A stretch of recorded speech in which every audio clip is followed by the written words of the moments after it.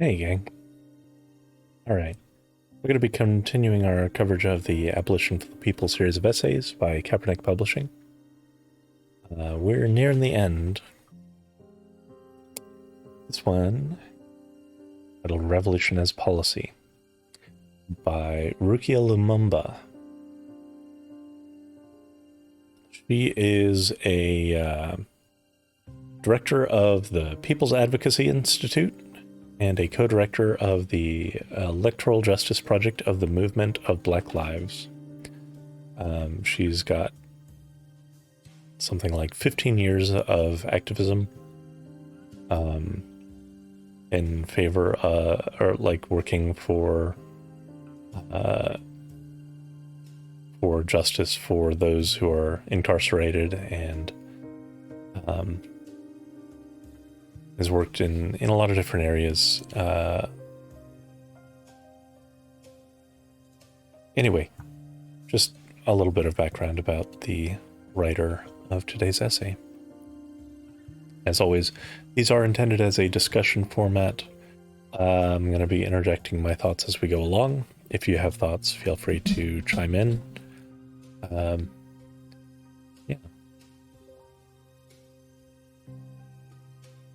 So switch over to this view. Hopefully this works. Yes, it does. Okay.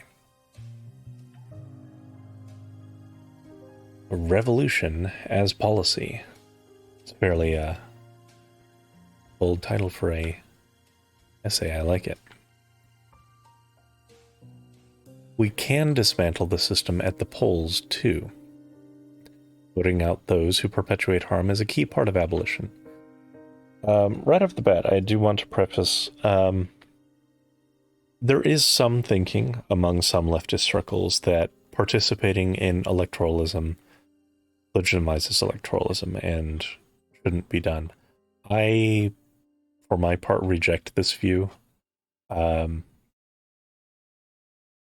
You can still be advocating for a better system while still exerting what influence you can within the current system.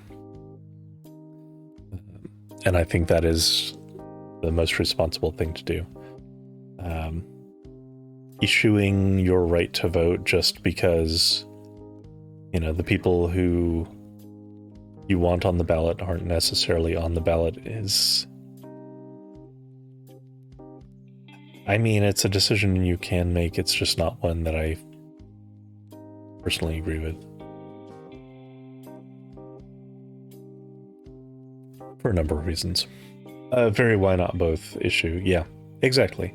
And especially given how hard...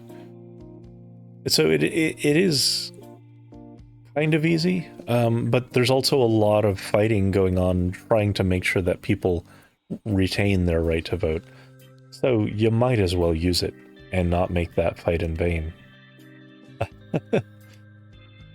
Because there's a lot of effort right now from the Republican side to deny people the right to vote. And it's because voting can affect some change. Will it change everything? No, but it can affect a lot of change.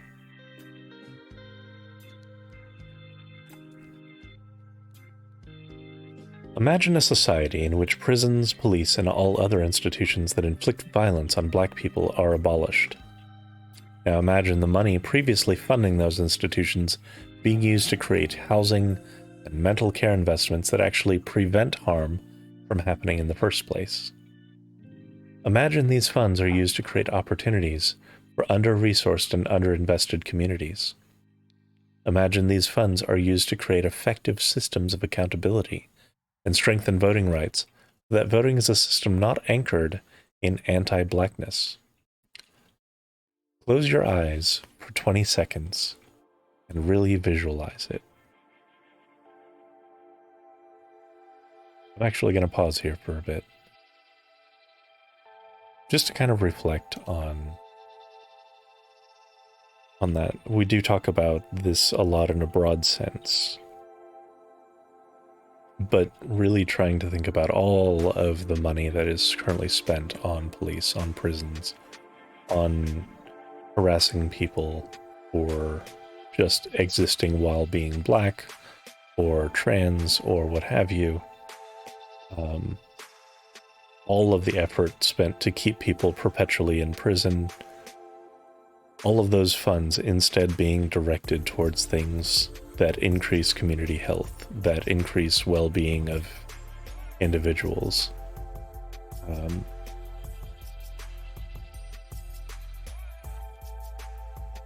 Imagining working towards removing desperation and hunger and, loss of shelter.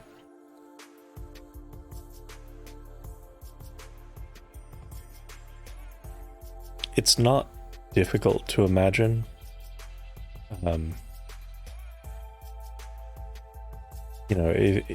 If you just look at small success stories of people who have been able to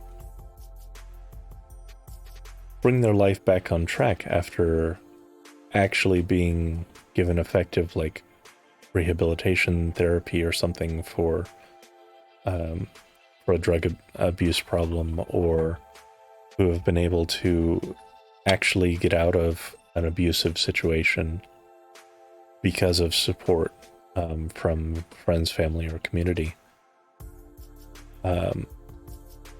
Those are unfortunately exceptions, and it's because that support is not universally available.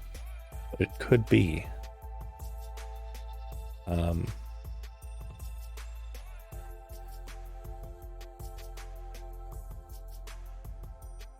It is very great, and it is very inspirational when an individual is able to overcome the challenges in their life, but we should strive to make sure that the support that is required for that to happen is freely accessible and available to all people.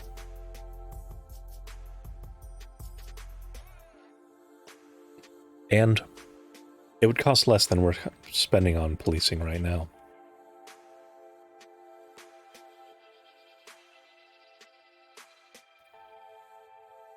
You've just reimagined public safety. This is what abolition can look like. I stand firmly in the belief that the American carceral, criminal, legal, and electoral systems are rooted in racism, patriarchy, and capitalism. These systems must be abolished in order to build a new system of justice that ensures that the basic needs of all people are met. To achieve this goal, we must engage in abolitionist visioning while participating in political processes that help us gain power and control of the resources necessary to build the new institutions that replace the harmful ones that exist today. Which is a profoundly good point.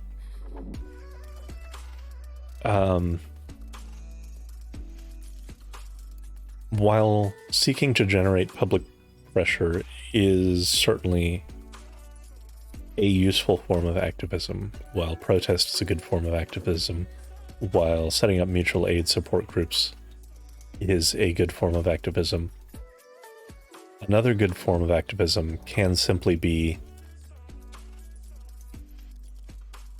getting elected, or getting those who are as aligned as possible elected. And sometimes to get elected with certain viewpoints, you do have to conceal some of your viewpoints. For example, if I wanted to run for a city council position or a mayoral position or higher, I probably could not go out and on the campaign trail advocate for police abolition. I could certainly be critical of the police, but once in office, I could seek to do things that advanced police abolition. So, yeah, that is something to think about. My father The late mayor of Jackson, Mississippi, and human rights icon Chokwe Lumumba once said, "Mass incarceration is a symptom of a rotting system." I agree. The carceral and criminalizing systems represent a tremendous symptom of government-sanctioned violence and oppression. When you have 59 people die in Mississippi prisons in less than 6 months, that is a symptom of a rotting system. When you have women serving life sentences for drug use, being criminalized for addiction, that is a symptom of a rotting system. When you have children sentenced to life without the possibility of parole, that is a symptom of a rotting system. When you have parents arrested at work and detained in ICE prisons while their children are attending their first day of school, that is a symptom of a rotting system. When you have more than 200,000 formerly incarcerated people denied the right to vote in one state, that is a symptom of a rotting system.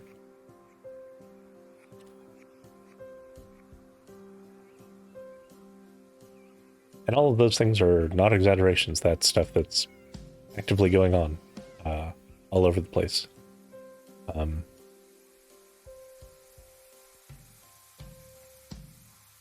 Here in Florida, it was only by popular a popular ballot measure that we sought to restore the right to vote to our incarcerated our formerly incarcerated population. The government did not want to do it, and in fact, our governor sought to undermine or overturn that popular ballot measure, which is, at that point, the government directly opposing the will of the people, because, again, it was a popular ballot measure passed by popular vote. I'm not talking like simple majority popular vote. We have like a 2/3 majority popular vote requirement here. So that's, something to keep in mind too, is that there are people in power who, even when legislation is passed, will try to gut it or undermine it to keep themselves in power and keep their outgroup out of being able to participate in the political system at all.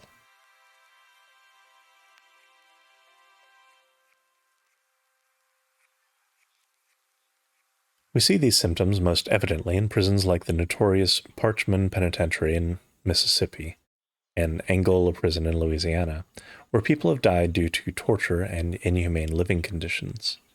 We more readily see these symptoms in the murders of Breonna Taylor, George Floyd, Tony McDade, Ricky Ball, Jonathan Sanders, George Robinson, and countless others killed by police. Since America's inception, our communities have been denied our right to our full humanity. Our black bodies have been subjected to violence in the form of chattel slavery, lynchings, police terrorism, state neglect, inadequate health care, inadequate housing, toxic living conditions, mass incarceration, and state-sanctioned theft of black-owned land. As a consequence of this violence, as black, brown, and poor people, we are consistently making the case against racism, yet we are still suffering under white supremacy and white fear. While our protests are necessary and have resulted in us seeing some policy changes, it is time to redouble our efforts to gain control of all of the political processes that govern our lives, and thus the resources to support a system overhaul. In other words, it is time for those who have always been marginalized to actually have a seat at the table that decides the rules that govern their lives, as opposed to only protesting and begging for change from a just overwhelmingly white political structure that does not care. that has consistently demonstrated that it does not care. Remember all the happy times we had.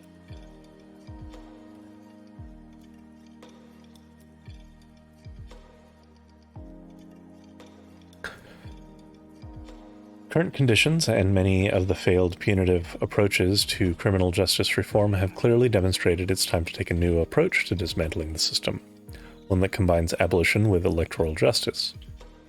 If we want to intervene to reduce and eventually end the murders of our loved ones, part of our strategy must be to remove from office the sheriffs, district attorneys, and judges that are allowing this violence to occur.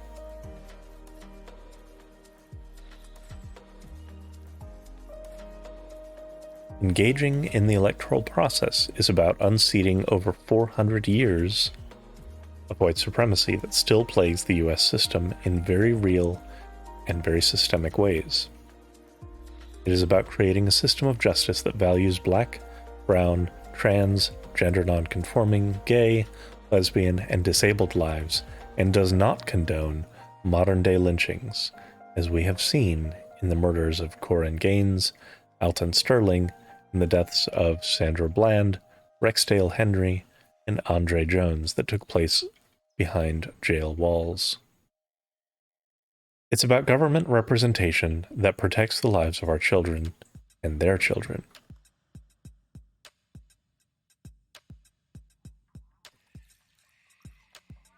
It's not about a particular party. Instead, as Jessica Bird, co-founder of the Electoral Justice Project of the Movement for Black Lives, teaches us, it's about the process of making change in politics, policies, and social practices. Electing judges, district attorneys, mayors, senators, state legislatures, city council members, county commissioners and supervisors, and sheriffs who not only have experiences in common with their communities, but are delegates from their communities that understand the need for a system overhaul is critically important.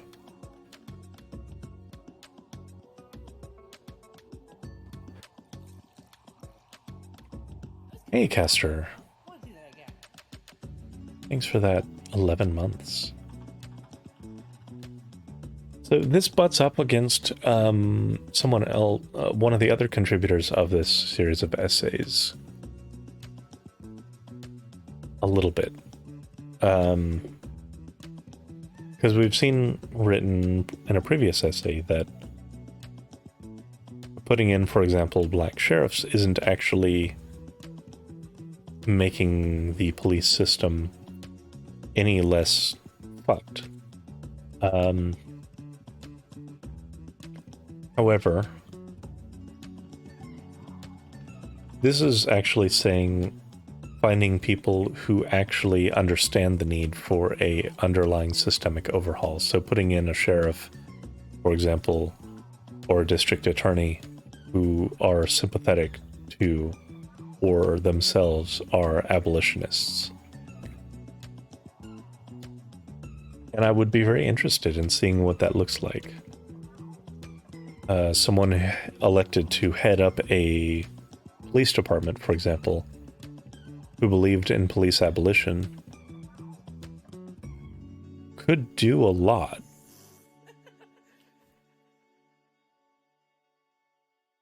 to move towards that in their community.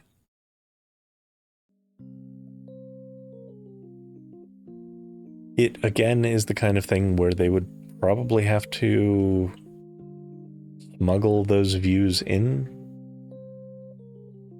because it would be very difficult to win such an election while being openly an abolitionist. I don't know, there might be some communities where it wouldn't be difficult to win that. It's something to think about for sure. And that's, that's why we read these, is to get perspectives and to understand different, some of these different views.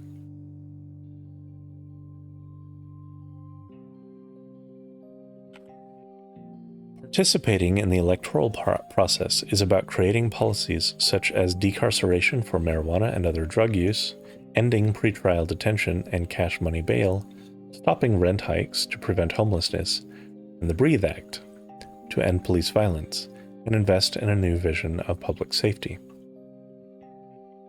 It is also the creation of programs that prevent violence through community-led efforts of violence intervention, like the Credible Messenger and Cure Violence models. It is the creation of community-based services that tackle the effects of poverty and its criminalization by creating community land trust and housing cooperatives, worker-owned and cooperatively led businesses that get at the root causes of economic injustice, instead of building more and more prisons and jails to lock up poor, black, and mentally ill people for prison dollar profit and to legitimize the need for warlike city police. It is beautifully about a vision for Black lives, a comprehensive and visionary policy agenda endorsed by over 50 Black-led organizations.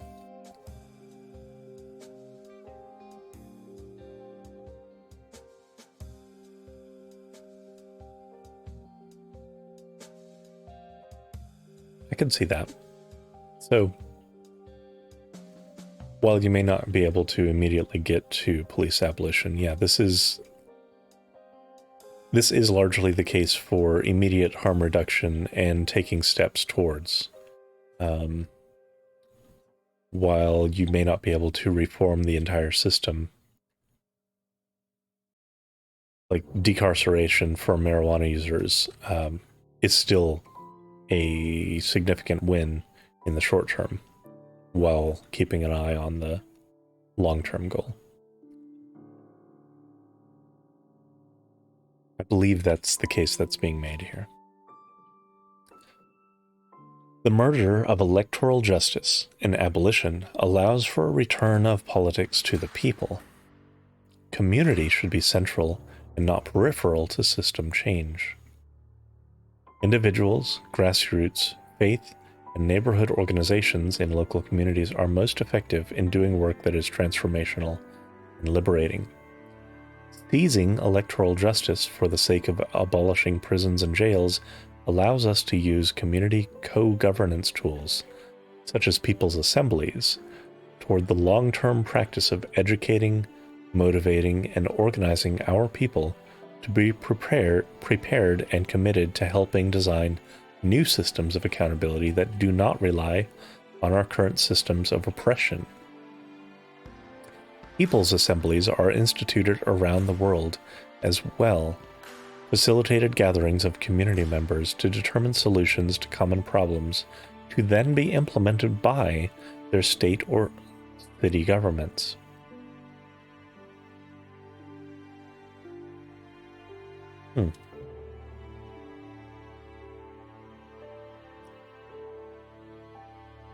I was hearing about something somewhat recently.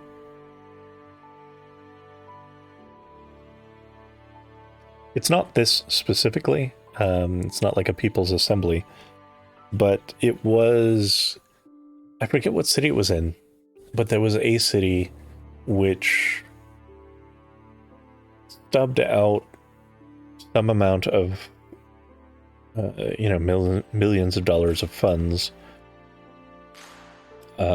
for general community investment, and then reached out to community leaders to actually put together a plan and see it come to be. So basically, the city was collecting, its normal taxes, and it decided to take a portion of those and very directly reinvest them into the community based on what the community decided was needed. And they ended up creating a series of kind of community hubs. Like they set up a few libraries with like broadband internet access, and I think actually serving food there as well, which makes a lot of sense, really. They set up some parks and some various other like projects that gave people places to. I forget all. I wish I had that list actually before I brought this up, but I'll try and look it up. It was a really interesting project, and it's apparently been very helpful in kind of revitalizing some of those neighborhoods, and giving people more positive directions to, put their energy towards.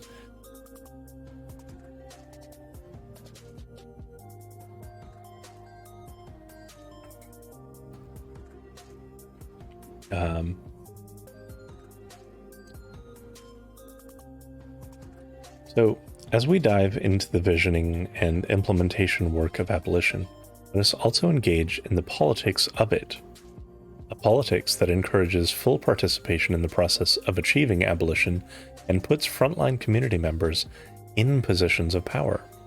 That includes mothers who were separated from their children because they can't afford bail, children who have to navigate decisions without the benefit of their incarcerated loved ones' support, grandmothers who are forced to take on the full financial burden that incarceration causes the entire family. As municipalist Debbie Bookchin encourages, let us re-envision what society could be if we developed a program of abolition that includes a caring economy, equal access to technology, and the opportunity for every human being to live in freedom and exercise their civic rights as members of a flourishing, truly democratic communities. This article is dedicated to all our political prisoners that stood on the front lines of protest and movement for Black lives in the 1970s and 1980s and have remained incarcerated or in exile for several decades as a result. It is past time for them to come home. Free our elders, Mutulu Shakur, Sundiata Akoli, Russell Maroon Shoatz, Mumia Abu Jamal, David Gilbert, and allow Asada Shakur to come home free. Free them all. So, that was Revolution as Policy by Rukia Lumumba.